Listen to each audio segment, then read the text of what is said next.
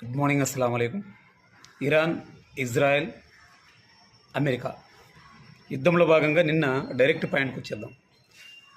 అంతర్జాతీయ జలాలు, భారతదేశ అంతర్జాతీయ జలాల సరిహద్దు గాలే అనే ఒక ఏరియాలో, అంటే శ్రీలంకకు చాలా దగ్గరగా ఉన్నటువంటి ఈ ఏరియాలో ఫిబ్రవరి 16న మన విశాఖపట్నంలో జరిగినటువంటి మిలన్ అనే ప్రోగ్రాం చూసుకొని దాదాపు ఒక 140-160 దేశాలకు సంబంధించిన ఫ్రెండ్లీ నేవీ విన్యాసాలు ఇక్కడి నుంచి చేసి దేశానికి సంబంధించిన షిప్ ఆ దేశానికి వెళ్ళే క్రమంలో ఇరాన్కి సంబంధించిన ఓ షిప్, ఇరాన్కి సంబంధించిన డెనా అనే ఓ షిప్ దాదాపు 146-150 మంది సైలర్లతో ప్రశాంతంగా వెళ్తూ ఉంది.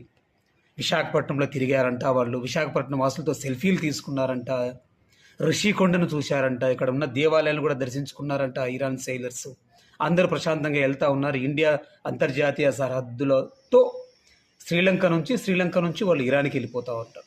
ఈ క్రమంలో భాగంగా అమెరికన్ క్రూయిజ్ షిప్ ఒకటి టార్పిడో అనే ఒక ఆయుధంతో ఇరాన్ షిప్ను డెనాను పేల్చివేసింది. అన్ని అంతర్జాతీయ మీడియాలో కూడా వస్తూ ఉన్నాయి. అలాగే అమెరికన్ డిఫెన్స్ డిపార్ట్మెంట్ కూడా దీన్ని ధృవీకరించి చెప్పింది, ఇలా జరిగింది అని చెప్పి. మరి దీని మీద ఇండియా ఇంతవరకు కనీసం ట్వీట్ చేయలేదు, స్పందించలేదు. అంటే మనం ఏంటి, భయమా, భక్తే, మనం ఆ దేశానికి బానిసలమా? మన అంతర్జాతీయ జలాల్లో, మన సరిహద్దు ప్రాంతంలో ఒక పరాయి దేశము క్రూయిజ్ ఏం చేస్తామంది ఇక్కడ? అంటే మనకు తెలియదా? మన ఇండియా ఓషన్కి తెలియదా? పరాయి దేశానికి సంబంధించిన షిప్పులు, క్రూయిజ్లు మన జలాలు ఎలా తిరుగుతూ ఉన్నాయి?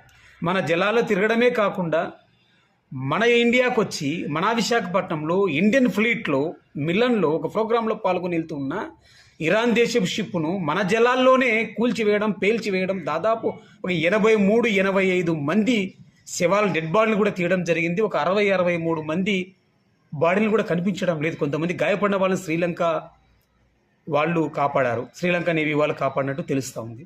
మరి దీని మీద భారత వైఖరి ఏంటి? ఇప్పుడు ఇరాన్, అమెరికా, ఇజ్రాయెల్ ఈ సంబంధించిన అంశాల గురించి నేను మాట్లాడడంలే, అది వద్దు. అంతర్జాతీయంగా భారతదేశం ఇలాంటి నిర్ణయం తీసుకుంటే భారతీయులుగా మనం అందరం సపోర్ట్ చేయాలి మన భారతదేశానికి. కాకపోతే మన జాతీయ జలాల్లో, మన సముద్ర గర్భంలో అమెరికాకు సంబంధించిన క్రూయిజ్ షిప్ ఏం చేస్తూ ఉంది? మన ప్రోగ్రాంకు అటెండ్ అయ్యి వెళ్తూ ఉన్న ఇరాన్కు సంబంధించిన షిప్ను పేల్చివేయడం ఏంటి? ఇది మనకు అవమానకరం కాదా? అంతర్జాతీయ వేదికల మీద ఇండియన్ యొక్క చౌకబారుతనాన్ని, మన యొక్క చావగానితనాన్ని వాళ్ళు చూపించుకున్నట్టు కాదా?